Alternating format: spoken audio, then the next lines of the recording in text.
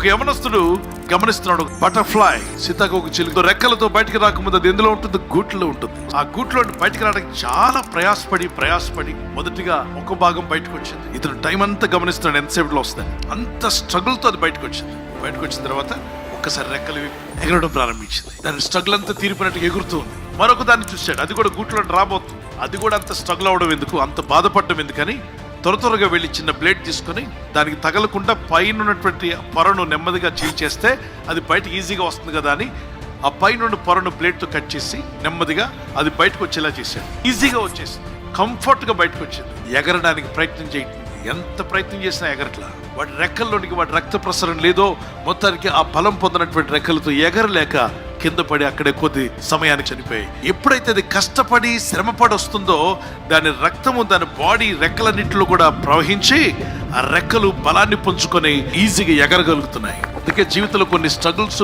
బాధలు మన మేలు కొరకే దేవుడు పెడతాడు. బాధలైనా, కష్టమైనా, శ్రమ అయినా, ఇబ్బందులైనా జయించడానికి ప్రయత్నం చేయి. అదొక నేచర్లో ఇవన్నీ సహజంగా ఎదురవుతుంటాయి. నీ జ్ఞానం కొరకే దేవుడు పంపిస్తున్నాడు. ఆ స్ట్రగుల్ ద్వారా బయటకు వచ్చినటువంటి ఆ పురుగు ఎగరగలిగింది. కొన్నిసార్లు కష్టాలు మన మేలు కోసమే, ఇబ్బందులు మన మేలు కోసమే, అది కావాలని మనం తెచ్చుకునే కాకుండా అనుకోకుండా వచ్చి పడ్డాయా? దేవుణ్ణి ప్రేమించే వారికి సమస్తము సమకూడి మేలు కోసమే జరుగుతున్నాయి. సమస్యల ద్వారా, శోధనల ద్వారా, ఇబ్బందుల ద్వారా వెళ్తున్నావో, నువ్వు ఎగిరే రోజు రాబోతుంది. నువ్వు దేవుని కొరకు ప్రకాశించే రోజు రాబోతుంది.